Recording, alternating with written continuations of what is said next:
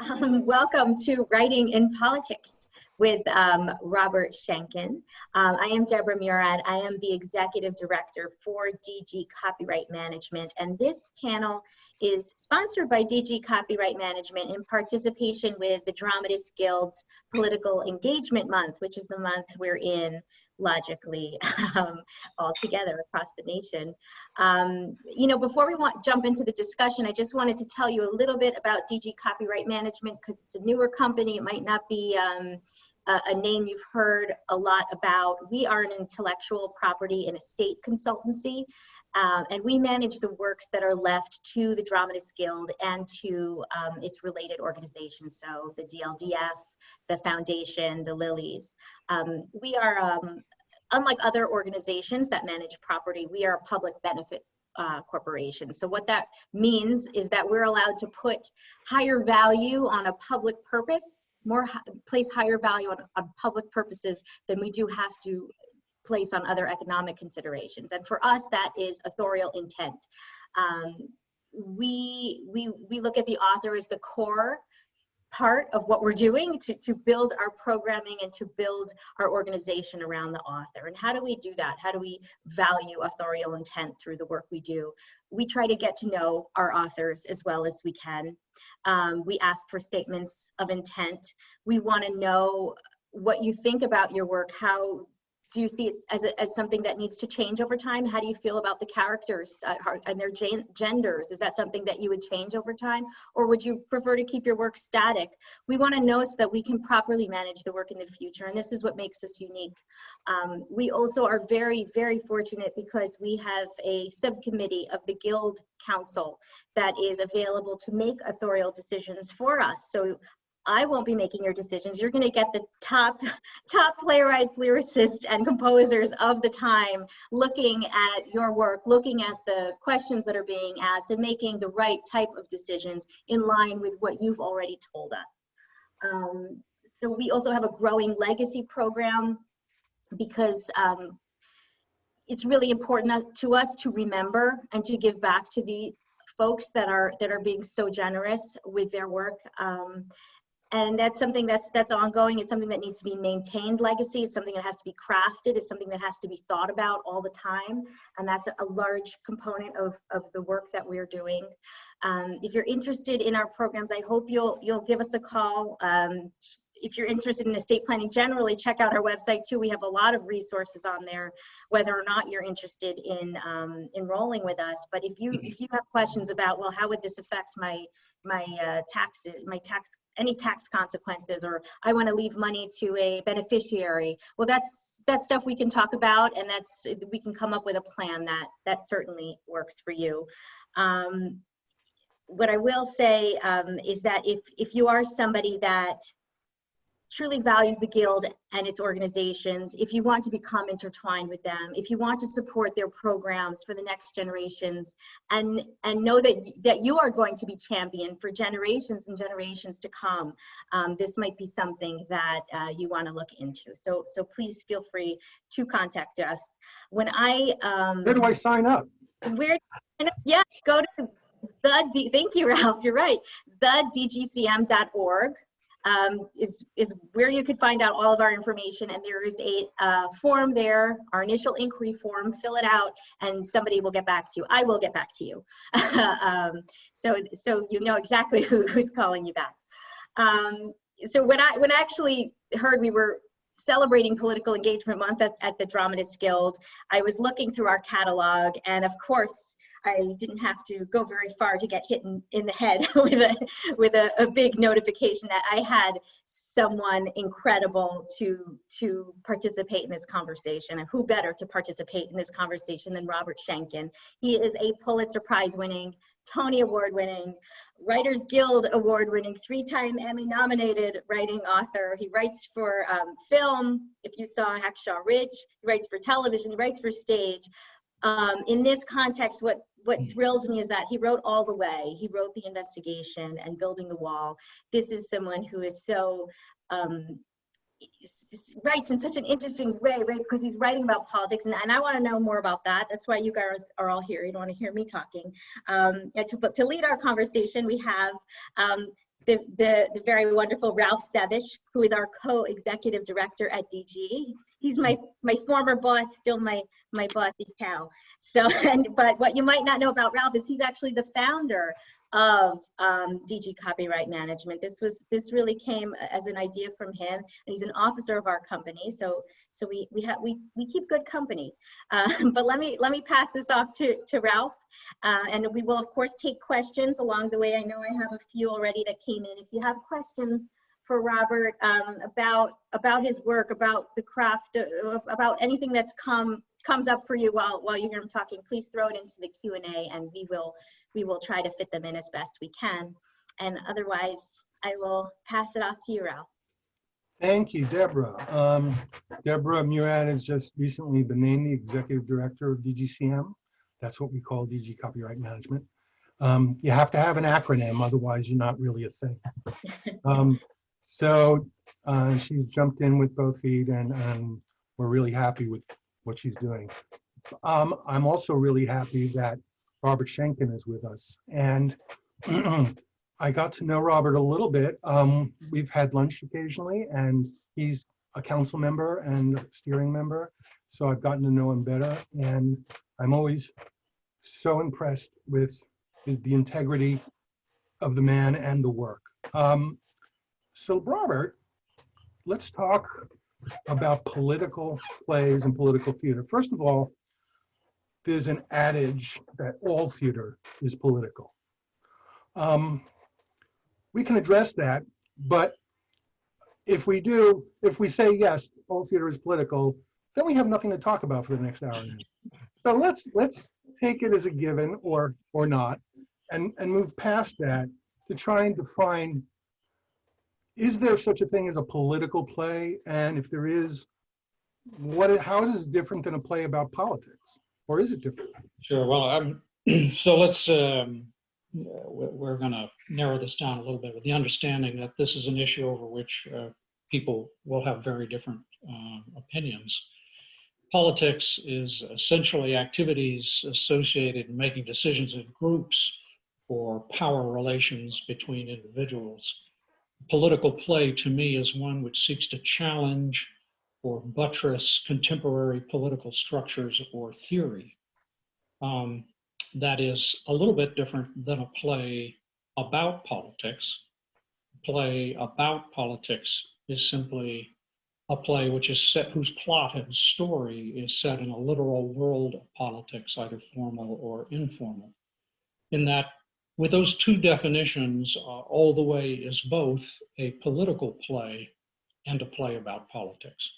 Yes. It is a play about President Johnson and America from November 1963 to 1964, but it is very much about racial politics, race in America, and how that has been managed or mismanaged through the political systems. Yes. So it sounds like the inspiration or purpose of a political play, what we'll call a political play, is somewhat different than if you're writing Beauty and the Beast or some other play that isn't directly trying to. It can. You know, there are different kinds of political plays. Let me put it this way. So, for example, I'm going to use two plays of mine as an example. All the Way, which I think most of your audience would be familiar with, and a play like The Investigation, which I wrote last year. So All the Way, inspired by my childhood association with Central Texas and the legacy of Lyndon Baines Johnson, who my family knew in a very, very modest and kind of weird way, which led to a lifelong fascination with this outsized political figure who inarguably changed America, changed politics in America, was a consummate politician, did an incredible amount of good and did a terrible amount of harm. But I'm not seeking in the writing of that play to influence a particular policy decision being discussed in the present day. I'm very interested in the ongoing, complicated, and painful discussions about race in America and race in governments. But I was not writing about writing to influence a specific political action. The investigation, on the other hand, my rendition of Robert Mueller's report, which led ultimately to the impeachment process and the impeachment of President Trump, was written specifically to educate an audience and activate an audience to understand with some greater clarity the charges, the very serious charges that were being brought against President Trump, and to encourage them to lobby their political representatives for impeachment.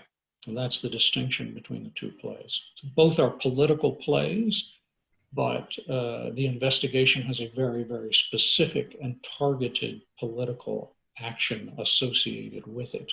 I would say the mandate of All the Way, while no less serious, is somewhat broader. Where does building the wall fall in that spectrum? That's a good question. Building the wall is more along the lines of All the Way, but written in a moment of absolute outrage on my part, and written as a red flag, a shot over the bow, a warning, if you will, to my audience of what was coming down the road. Right. And the importance, the critical importance in terms of the situation that was facing us of not giving over our moral authority to the state. That the whole thrust of building the wall is the critical importance in a moment of rising authoritarianism for the individual citizen to hold closely to their moral authority and not cede that, because that is how bad things happen. And indeed, that is what we've seen, and not just at the southern border. Yeah. Your inspiration for that, I presume, was the election of 2016. Yeah, I actually wrote it before November 4th.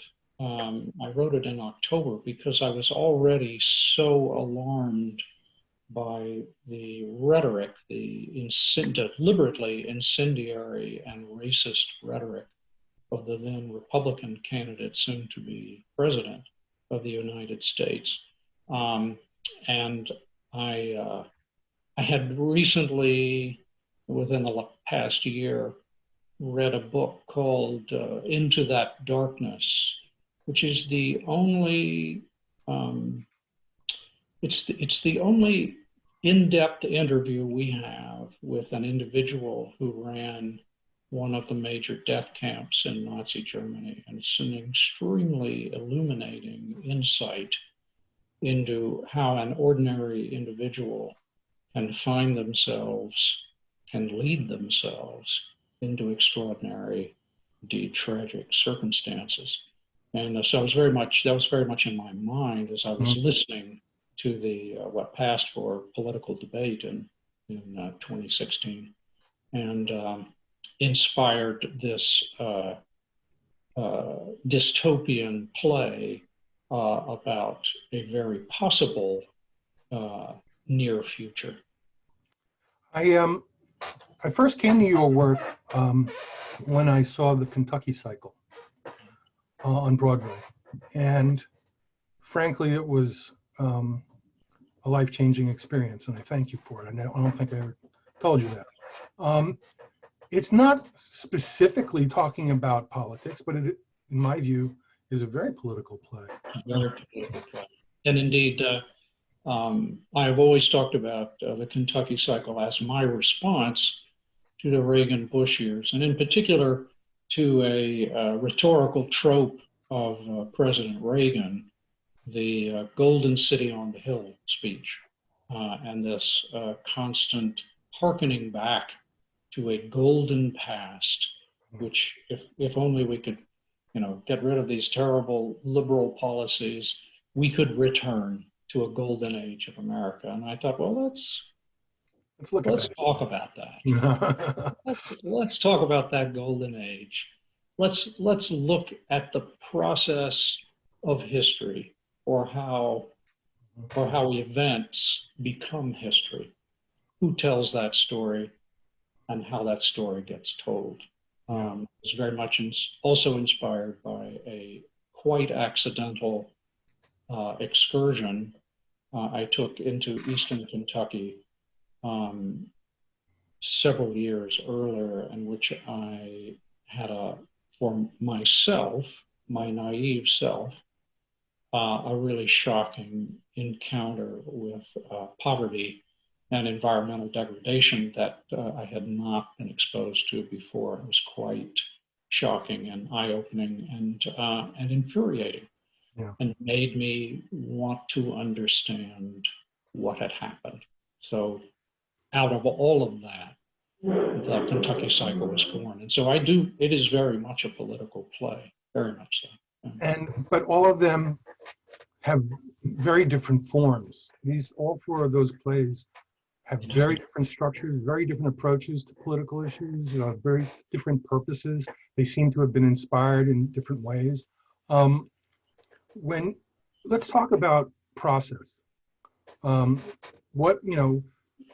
Those are four different plays with different inspirations. Did you write them in a similar way? Did they take a similar kind of road to production? No, they were actually quite different. Some of them share certain commonalities, but Building the Wall was written in this kind of white hot fury. I think I wrote a first draft in 2 weeks, and this would have been in, as I say, late October, and we were on stage in Los Angeles by the beginning of March the next year. So the whole point there was the urgency of the moment to get this out, and to get this out widely. Similarly, with the investigation, I was approached by some producers who were looking for a writer who could help them theatricalize Mueller's report. And obviously there was a certain urgency, because there was some momentum behind the notion of impeachment, but very controversial issue, of course. And there I had some considerable amount of, not dramaturgical, but research help, because of course the issues are somewhat dense, legal issues, and not exactly my strong suit. So I had some great assistance there. And it too was a very quick process. I think from the moment I was approached to the reading that we did at St. John's Cathedral of the Divine was maybe 6 weeks. Whereas Kentucky Cycle took 7-8 years from the moment I wrote the first play until we appeared on Broadway.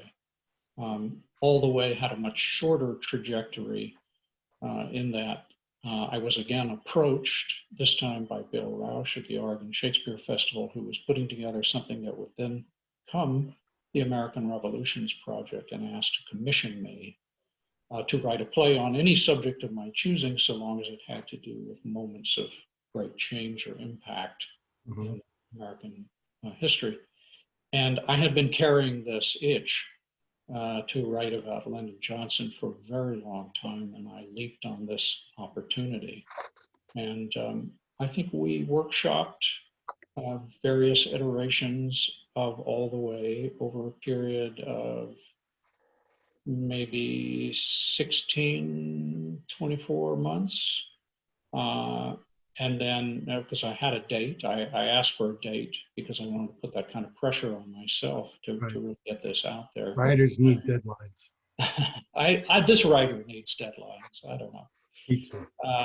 And then we had this very successful production at the Oregon Shakespeare Festival, and it was immediately auctioned for Broadway, and we made some cast changes, opened at ART in Boston for our out-of-town run, and then came in into New York for a very, very successful limited run. So that's the production history of All the Way. It was a very satisfying experience and unlike anything else I've ever really had in my career. It also provided you the opportunity to write a sequel. It did. I mean, from the beginning, I was faced with this question in terms of this commission: which part of the LBJ story do I want to tell? And I could have written many different plays. I could have written a really interesting play about his first campaign, in which we explore this very ambitious, very capable young man in his very first campaign becomes the politician. I could have written a play about that campaign, by the way, he lost, the first Senate campaign. It was stolen from him. Or I could have written about the second senatorial campaign, the one he won that he stole. But instead I chose to write about this one year, the year of the accidental president, because it's such a beautiful arc. It's so beautifully contained, has such a powerful trajectory, is so illuminating of so much that I was interested in. But I never gave up the idea that we needed to finish the story. And that was the Great Society. And I was very fortunate. I mentioned this to the artistic leadership then at Seattle Repertory Theater, and they said, well, we would like to commission that. So they did. And I began work on that. I began researching that simultaneously and working on it as soon as we were in Boston with All the Way. I remember flying back from New York with Bill Rauch the day after the Tonys, where All the Way had won a Best Play, and Bryan Cranston won Best Actor. And on the plane, we were working on Great Society, and then it was produced a year later at Oregon Shakespeare Festival and Seattle Repertory Theater. It was a joint world premiere. And it was in Seattle that both plays, All the Way and the Great Society, were first presented together for the first and indeed only time. It was quite a wonderful production. I think I saw it at Lincoln Center. You didn't play Lincoln Center? Yes, the Great Society was last season. We had a limited run with Brian Cox playing LBJ at Lincoln Center, also directed by Bill Rauch. Let's talk about the obstacles. There's always challenges in writing something and then also in getting it produced. Are there unique challenges when you're writing about contemporary, controversial political issues? I would presume there are economic pressures, socioeconomic pressures, and aesthetic concerns. But yeah. You want to talk about? Yeah, absolutely. Yes, I think there's this very odd prejudice actually in producing circles about political plays. I'm speaking of the American theater. No such prejudice exists in British theater, which has a long history of celebrating political plays and plays about politics. For some reason, we don't share that over here. Although, and here's the irony, so many of the plays that routinely become the most lauded or awarded plays of the season are in fact political plays. So there's this weird kind of dichotomy. I think it's a prejudice, much as we experience on Broadway, for example, with women playwrights. There's this really terrible and indefensible notion out there that, or has been, that women playwrights aren't as commercial as male playwrighs. But if you go back and you look at the count and the really excellent work it did, it proved exactly the opposite, that women playwrights, in fact, are more successful than their male counterparts. Their plays last longer, they're and they are more lucrative. So there is this kind of cultural prejudice that one has to overcome, and that's an obstacle. If you're dealing with anytime you're dealing with public figures, contemporary figures, that can be challenging. Essentially, one has, and you would be able to speak to this so much more articulately than I could, but the whole notion of what's in the public domain for a writer, what I can write about, that I don't have to have a copyright, I don't have to acquire a license to write about it.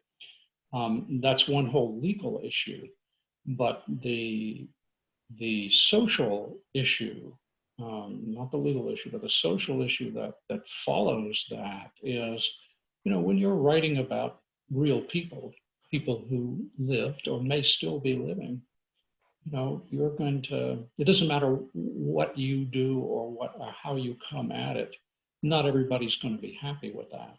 And you just have to brace yourself or accept that will be the case, that you will be challenged on this. So it's very, very important, I think, as a writer to do your homework and think very carefully about what you are saying and doing, and then the chips will fall where they may. Yeah, I think the economics, to start with that, are different in the commercial theater and the nonprofit theater. And I think a lot of what we would call political plays are done in regional theaters, and less so in commercial productions, because exactly of the prejudice you described against, that politics is not commercial. In regional theaters, issue plays are often, that's where they start. You started your plays at Oregon Shake and other places that were regional theaters, nonprofit theaters. But those nonprofits have economic pressures as well. They have people corporations that underwrite them. They have subscriber bases who tend to be wealthier and more educated, and demand a certain thing, or at least the theater perceives them as demanding a certain thing. Has any of that ever impacted your process? I've experienced pressure from different entities, producers, boards, artistic directors on very rare occasions. It's never risen to a level where I felt really threatened, or that I had to withdraw from the process in order to protect my work. I sort of consider that par for the course. I will say that I am fortunate in that I do have a body of work and a certain level of recognition, and that makes it, I would guess, easier for me to push back. That might not be true for a younger writer. But I think it's important that one do so, that you defend the integrity of your work as you see it. In any play, regardless of what it's about, you are not going to please everybody. We all know this. That's especially true of political plays and political plays that touch on very sensitive subjects. Yeah. And I think we had a sadly truncated Broadway season this year, for example. But look at the controversies around slave play, which I think is a wonderful play, and I'm thrilled to see the kind of Tony attention it's gotten. But it's fascinating in terms of how people broke over that play in many surprising ways. But I thought it was a very, very effective, potent, and important work, and very much political play. Yeah. In terms of the socio-political pressures, do you ever find, if you're writing about a culture or ethnicity or race or gender, out of your own lived experience, have you had pushback regarding your right to write that? Absolutely, absolutely. And I think there's even more pushback now than when I first started. I think that's entirely understandable. And let me say at the very beginning here, I believe that a writer has the power to write about anything they want to write about, anything they want to write about. And I will defend that and that writer's ability to do so. However, if you're going to write out of your own lived experience, then it is incumbent on you to do your due diligence, to do your homework, and try to get as close as it is possible to get in the way in which you illuminate individual stories, characters that are not your lived experience. Having said that, you can pretty much expect, again, to be challenged on that. Again, par for the course, and not a bad thing. Not a bad thing. This is how, as an artist, as a writer, one grows, is to be challenged and pushed and be forced to really seriously, deeply evaluate and then reevaluate your own work, your own process. Mm-hmm. And this is especially important in theater, which is a highly collaborative art form. So I have certainly experienced this. Sometimes I have felt that the charges made were political in their own way and had less to do with what I had written and more to do with tangential or issues of narrative control, to put it. And then sometimes I think, I have been challenged in ways that made me rethink what I had written and go back and rewrite. So. Let's talk about the reception to your work. You've won Pulitzer, you've won Tonys, you've been nominated for other things. But have audiences, have there been situations where there's been any kind of pressure to, not, just where critics have attacked the politics of your play rather than the work itself? Absolutely. Yeah. No, I have had on occasion some great success, both in terms of commercial success and in terms of recognition. And I've also had some, grievous failures. Pretty much the widest range of response one can have. I have had people walk out of productions loudly, and I'm okay with that. It's not my intention to send the audience out, but I would so much rather that than they have no response to the work at all, that they could care less about the work. Better a strong response than no response at all. So in those instances, I think that I probably am on the right track. Maybe I've done something wrong, maybe I haven't, but I'm playing in the right ballpark. Right. But do you seem to welcome the responses? But critics have enormous power over the success of a work, commercial success. Yeah. Oh. And the reputation of it. And if do writers of political plays run a higher risk of criticism, unjust criticism, based on the themes and story rather than on the quality of the writing? That's a good question. I think yes. I think it is easier to attack a political play, by dismissing the writer's point of view here as hopelessly prejudiced, Right. and in doing so, not really engage with the work. It's a cheap way of attacking the work as opposed to really engaging with it, and then taking issue with either the author's intention or the author's execution, both of which are absolutely fair game for a critic. In terms of other kinds of response, has your work ever been picketed or protested or canceled or censored in any way? It's never been canceled. I have had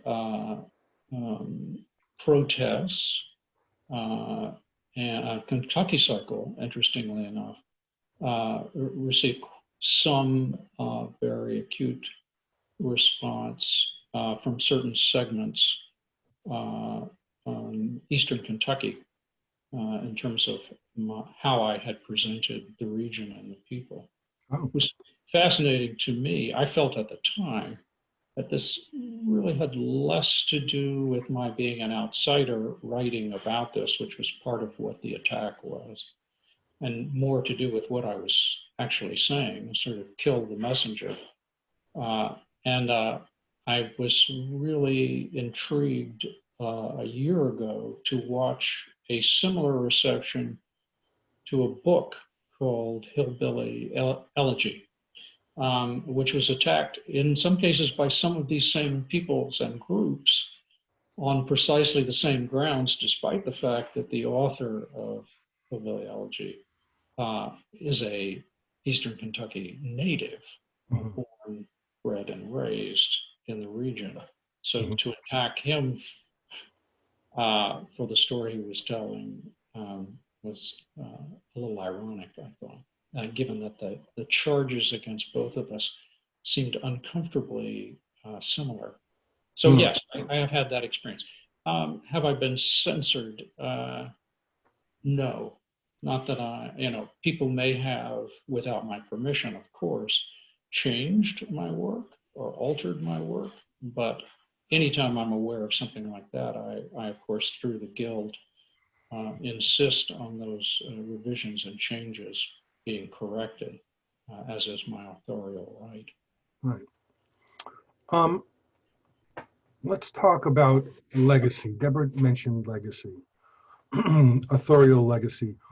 What is the legacy of a political writer somehow different, or are they more easily remembered or more easily forgotten? Does the politics date the play and make it unproducible later?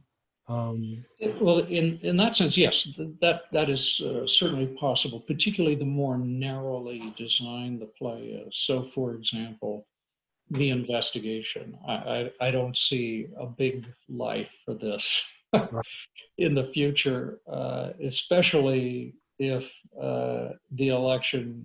the current election goes as we all hope it will go. I also wrote one of the very first political plays that I wrote when I was living in Los Angeles in 1988 was Tachi no Ki, which was a play written expressly to support the passage of the Civil Liberties Act of 1988, which was a reparations bill for Japanese Americans who'd been interned in concentration camps, American concentration camps during World War II. That play was written very, very specifically to educate an essentially white audience about what had actually happened and why this was so terrible and why this bill was so important. And, I'm happy to say that act passed, and the reparations were modest and symbolic, but important. But there too, I don't see, except for those people who may go on to write an MFA or PhD treatise on my work, I don't see a big future life for Tachi no Ki. It has not been revived frequently, and that's fine. Right. I'm perfectly comfortable with that. It did what it needed to do when it needed to do it. Right. In terms of legacy and authorial intent, is that part of the reason you enrolled all the way with the DGCM? Very much so. I mean, I I do think about the life of my work beyond my time here. And it is important to me, it's very important to me that that work has the best possible management and the best possible chance for a long and fruitful existence. It is how we live on in the world, unless we are fortunate enough also to have children. Mm. And so it was very important to me, and I was very excited by what the Guild had proposed in this arena. It was a very new idea, a very bold idea of a group of my peers, essentially, in the future, shepherding my work to future audiences while ensuring that my intentions are not just known, but honored in the process. There's nothing else like that. And I wanted to be a part of that. And so I took the step of donating, or whatever the legal term is, all the way. Right. Well, you enrolled it with DGCM and included it as a gift in your will. So it hasn't been donated yet, and hopefully it won't be for a long time. But but that's the intention. And the Guild, I'm sure, is enormously grateful to that generosity, and we're happy to have you associated with this effort. I thought it was a need for playwrights that wasn't being filled, and that's why we made it up. I'd like to bring Deborah back, speaking of DGCM. See, that's called a transition, Deborah. I saw that, very smooth indeed. Yeah. And I know people who are watching and listening have questions for Robert, and let's give him a shot. We do have a few questions. Ricardo is asking, Mr. Schenkkan, certainly there are countless ways to approach political drama. Would you share any thoughts you have personally developed or experiences regarding the use of satire, comedy, agitprop, or any of the, I think I said that right, or any of the more nakedly incensed, militant, even contemptuous approaches to political writing? Well, it was a very good question, and as you might have gathered from the body of my work, I've actually worked in many different genres and styles with plays that are political. So Touch and No Key, for example, the play that I mentioned I wrote in 1988, and The Investigation, which I wrote last year, could be described as agitprop. They're certainly ripped from the headlines, and they are in service of a very, very specific contemporary political action. And they were, to my way of thinking, successful in doing that. But I'm not at all wedded to any one form, one style, one genre in this. I always feel that form follows function, that whatever the story demands, that's the direction in which you go. I think that comedy can be an extraordinarily potent force in making a political point. And honestly, I'm envious of those whose gifts in that matter are so much greater than my own. I tend to be a little bit more on the serious side, while recognizing how useful it is to be funny and make a point. And there's a very good argument to be made that authoritarian figures, what they fear the most is being laughed at. Right. Anyway, all of this is to say that I have worked in a number of different forms, each time driven by the specificity of the story that I was trying to tell, the narrative as I was constructing. And I don't feel that there are any hard and fast rules, except that the form should follow the story, that whatever feels organic, then that's the direction in which you should take. This next question is asking about the use of historians' research. So if you're using you know, what sort of issues have you had to deal with? What sort of, I guess, sort of rights issues on one hand, but also, I guess, creative issues when you're taking somebody else's research and really turning that into a new dramatic play? Yeah, this is a great question. It's very tricky. I'm sure Ralph can, again, speak more authoritatively than I can on the legal issues, but my general understanding is, and the way in which I have operated, is that material that is widely available, which has been commented on by a number of authors, and is not unique to any one author, is fair game, is in public domain. However, the distinction in this, it's a little tricky. If a historian were to uncover a specific event that nobody else had uncovered, or come at a figure or an event from an absolutely unique point of view that nobody else had ever done before, could I lift that? Could I consider that public domain?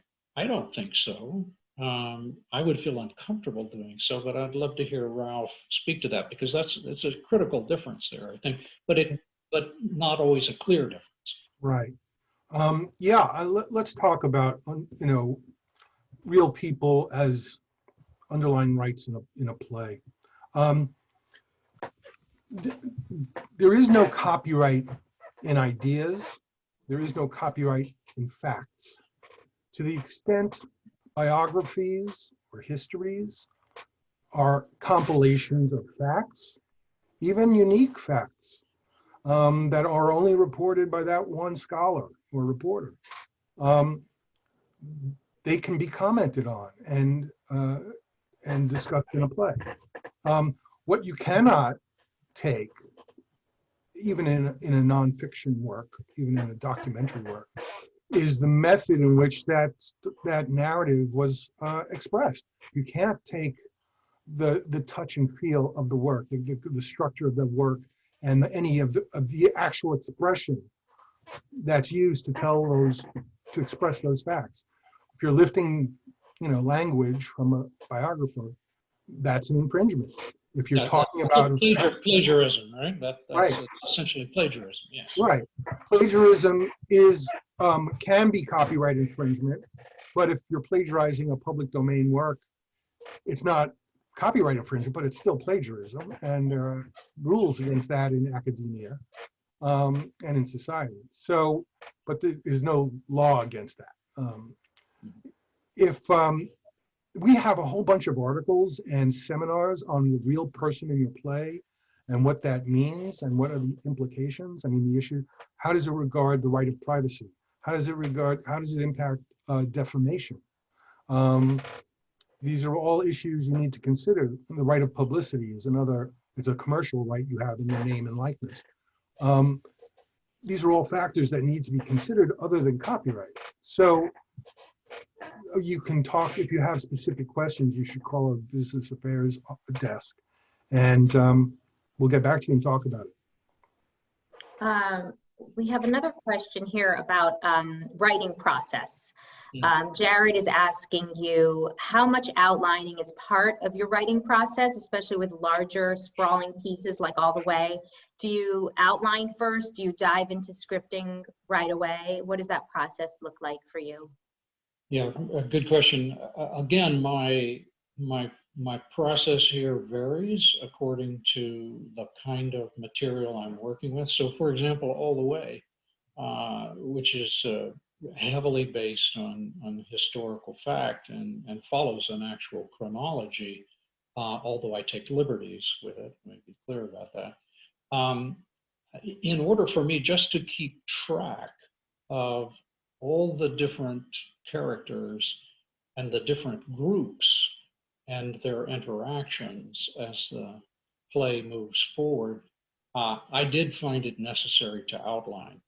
I don't typically outline a play. I don't like to. I prefer to find my way kind of intuitively through a play, which is very different, by the way, than how I work when I write a film or when I write for television, where I am contractually obligated to provide an outline or treatment for those works. But for a play, my preference would be to intuitively find my way through.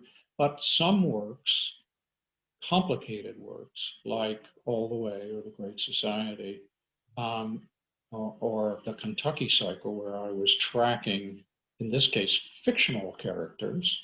In the Kentucky cycle, there are, I don't know, 60 plus characters in that play. And of those 60 plus, only 2 of them are actually historical figures, and the rest are entirely fictional, invented.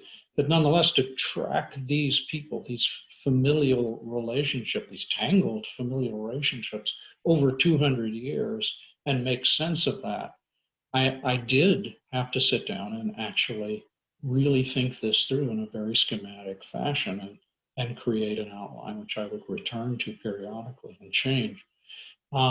Whereas Building the Wall, an entire work of fiction written absolutely on impulse, no outline whatsoever. So you can see it's very different, and it really is driven entirely by the demands, the inherent, the organic, the natural demands of the story that I'm trying to tell. Did you create like a family tree for Kentucky Cycle? Absolutely did, yes. I absolutely did. I believe it's published in the acting version because I think actors and designers find it a helpful tool as they approach production. Right. Have you ever written a play or anything that you don't think is a political work? Or do you think by its nature, all your writing is political? Well, are we talking big P or small p? I am of the school that essentially all theater is political theater, in that all theater is about conflict, and conflict is ultimately and almost inextricably about power. So for me, I am more of the school that all theater is inherently political. That and the fact that creating a compelling narrative is a very powerful act, a political act, because it defines people, and then doing all of that then in front of a live audience is provocative, both provocative and dangerous, which is why authoritarian regimes, when they come into power, typically shut down the theater because they understand its potency. That's my feeling about the generality of theater. I do think it's all, but there are some plays that are clearly very, very precisely political. Agitprop, has a very specific and narrow focus. And then there are plays that have a much broader mandate. So Slave Play, Inheritance in this season, for example, Octoroon, Ruin, Sweat, these are political plays in my telling, but they are not so narrowly focused. They are wrestling with bigger political currents and social and racial issues. Have you ever, I'm sorry, did you have another No, question? Somebody's asking if you've ever received threatening emails, letters, your reaction to that situation. I have, yes. I don't engage. I don't try to have a conversation with these people. I don't think it's helpful. And if this is through social media, I defriend them or I block them or whatever. But I don't try to engage. I don't think it's helpful. My staff knows at the Guild that I have a common expression. I know. You want me to tell you what it is? You've trained us well. Are you going to say don't feed the beast? Yeah. Don't feed the beast. Don't feed the beast. Yeah. Because there's no answer you could give that would satisfy them, and it would just invite further response, and which will never be, oh, I didn't think of it that way, thank you. It'll be, yeah. I mean, if I was approached by someone who took a strong issue with my work, but approached me in a reasonable manner about it, That's a conversation I would welcome. Right. I would engage there because I would be interested to know their point of view. I would be interested to know why they are responding the way they're responding to my work, because there's a possibility I might learn something in that exchange. Not that I'm going to change their mind, but that I might learn something in that. I might broaden my own perspective, my own point of view. We have a question here about wading through contradicting information. So when you're doing research and everything's, conflicting, how do you choose what's your truth? And I guess by extension to that, what are the liberties? What sort of liberties do you feel you could take with the truth when you're talking about real people? Yeah, We're in a post-truth world. What are you talking about? that's a great question. And it is so interesting.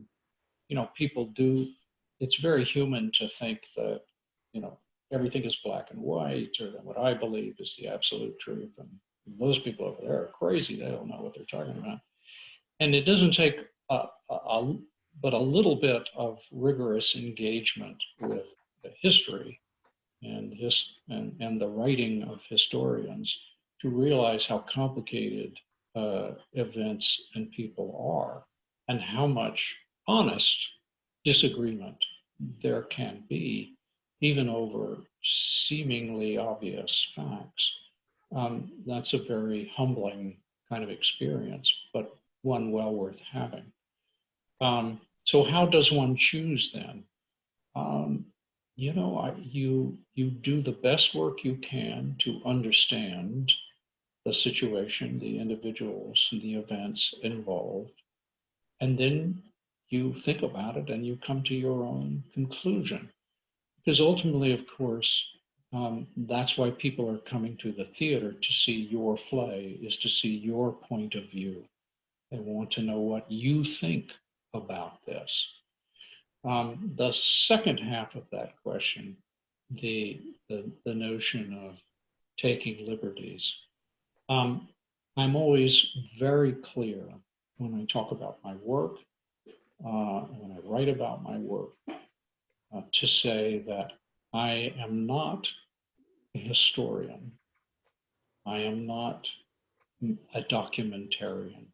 I make no pretense at just the facts. I have an axe to grind. I have a point of view. I have a story I want to tell from a particular point of view. And in service of my point of view, in service of the narrative that I am constructing, I will take liberties. I will create people who didn't exist. I will write scenes where things happen on stage that didn't necessarily happen in real life.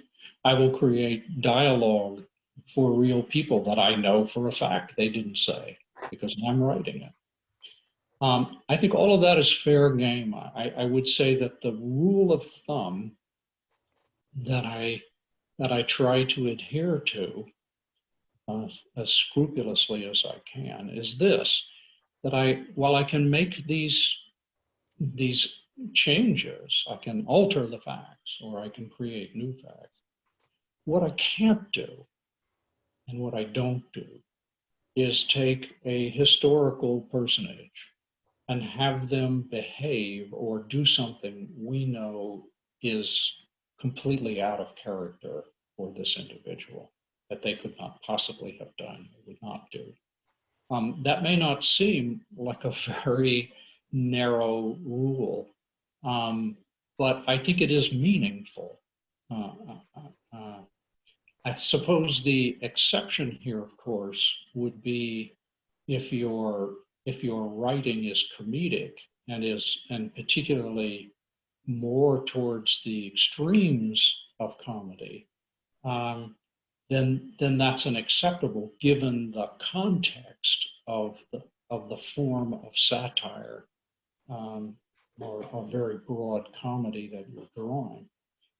Then that's a whole different kettle of fish, and I think one has more elbow room in which to to maneuver, as opposed to if you're writing in a more closer to realism / naturalism or departure from naturalism point of view in terms of genre and style. I think it's a key distinction. There's another adage: don't let the facts get in the way of telling the truth. Yeah. Again, as I say, I'm very careful to say, look, I'm not a historian. This is not a documentary. This is not a history. It's a play. It's a play. I am telling my version of this. What you're saying is my point of view on these issues and on these people. I'm sorry. Even the document. I mean, there are some great documentary playmakers. Anna Devere Smith, and the Laramie Project, and there's I think a lot of isn't a lot of the investigation from transcript. It is. It is absolutely. This is only the narrator in that is different. Right. But the key here. Okay, so it's a good point. Here, Anna Devere Smith. She does all this incredible, intensive interrogation, conversation with individuals, and then she winnows that down. Okay, now there's the key. She's taking hundreds of hours of conversation and creating a work that at most runs 2 hours.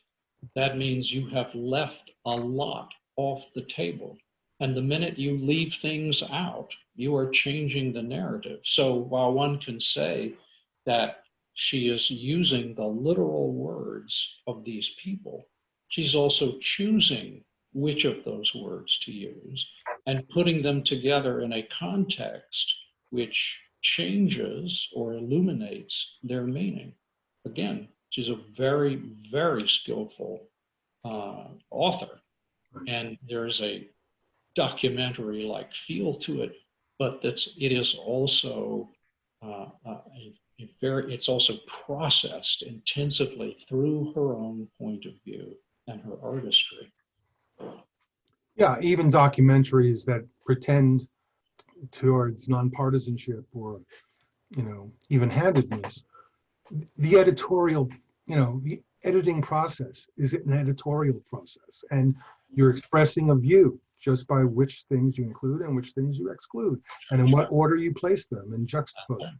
So, I have no patience for those people talking about, as Hunter Thompson once said, objective journalism is a pompous contradiction in terms. God bless old Hunter. All right, Deborah. We have so many questions. I want to be mindful of everyone's time. I don't know how much time you have, so I think we could keep you here a long time. Let's go a little bit lighter. When you started out as a writer, were there playwrights who influenced you? Oh, sure. I think I was very strongly influenced both by Arthur Miller, a politically, socially conscious American writer, but also by European writers who worked in a much more departure from realism kind of style. I'm thinking of Marat Sade, Peter Weiss. I'm thinking of The Ride Across Lake Constance, Peter Handke. It's an interesting combination of writers, but I would say that's sort of the two that I bounce between. I reread Marat Sade once a year, and Long Day's Journey into Night once a year. I mean, how different could those two plays be? But somehow they're keystones for me in some way I don't necessarily understand. I feel compelled to revisit. Somebody else I was asking about the Kentucky cycle. When you had the characters that the real people in there, did you have to get permission? Did you try to get permission in that instance? Well, in the Kentucky cycle, as I said, only two characters in the entire play are actual characters, Mother Jones and Dragon Canoe, and they're both dead for over 100 years, 200 years, almost 200 years in the case of Dragon Canoe. So there wasn't an issue about acquiring permission, Right. nor would there have been in any case because they're public figures. Right. There's the use of real people in your play, as I said before, has a range of issues, but they basically, those rights are privacy rights. So once you die, your privacy rights die with you. So you cannot defame the dead. You cannot, invade the privacy of the dead. Other people cannot sue on the dead's behalf. But you have to be careful because there may be people in that public figure's life who are not public figures and who you might be, referring to or dramatizing in some way, and they have a right of privacy. So you would need their permission to dramatize them. But public figures are public, domain. Absent malice. So there's still a level of defamation possible, but it's a very high bar. We were talking before about writing outside of your experience, and Ilan is asking about, if you're writing outside of your experience, should you go to somebody that has had that experience and have them read your script and sort of check that your thoughts, your motivations are in line? Well, I think that's one way in which you could check yourself.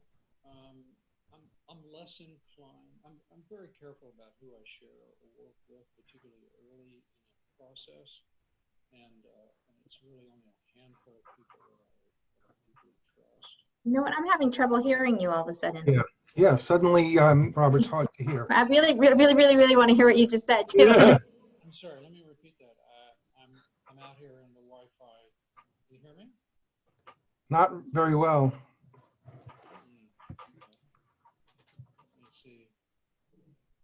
That was a critical answer. Technology. Is this any better? Can you hear me? Not really. Yeah, but try and speak close to the microphone then. How is this? Any better? A little bit. Okay, I'm so sorry. That's okay. Okay. Technology is not my strong suit, and I can't tell you what the problem is because I haven't changed anything. Right. Okay, so sorry. So this question was, is it a good idea, or do I, when I've written out of my lived experience, do I share the work with an individual for the commentary? And my response is, I only share my work in these circumstances with a small handful of people whom I trust and have worked with over time. I assume that once I get into the more public process, part of the process, i.e. workshops or readings, I'm going to get an earful from the artists involved. That indeed is the part of the reason for doing that process in that way. And I pay very close attention to what I'm hearing. Doesn't mean that I automatically agree with it, but I take it very seriously.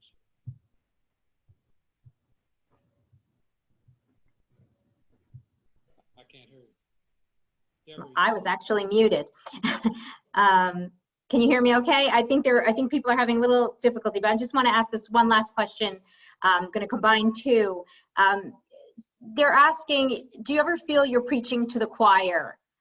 How do you broaden the demographics of theater goers, and how do you broaden sort of the interest in political work?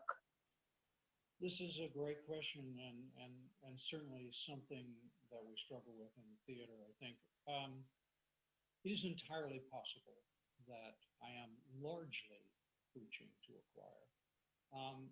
I do think it's not entirely fair to say that completely true.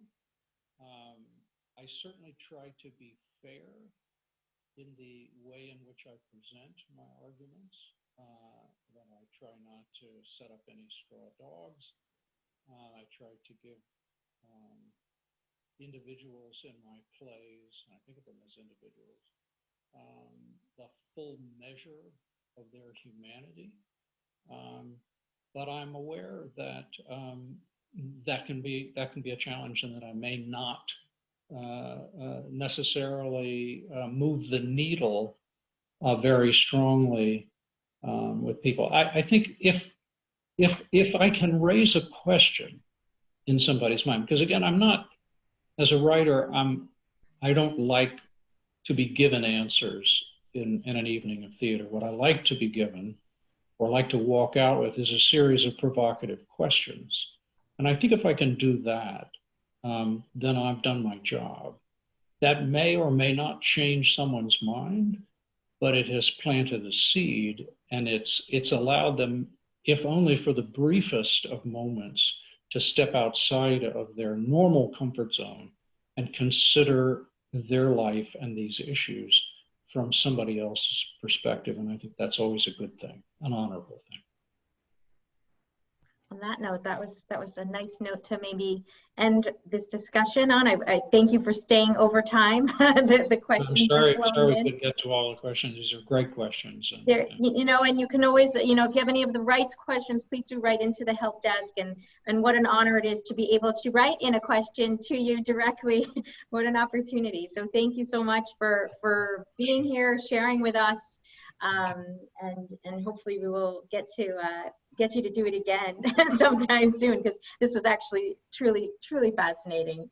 I just want to remind everyone else that this month for political engagement, if you call your reps and you take a picture of yourself and you hashtag DG call and response on your Twitter feeds and your Facebook, you will be enrolled in a wonderful competition that's going on through the end of the month to win a copy of Final Draft. And you can get, now that you've been inspired by Mr. Schenkkan, you can go ahead and write that play. So I thank you again for being here, Robert. It's a true honor, and we appreciate it. Ralph, thank you as always. Great questions and great time. So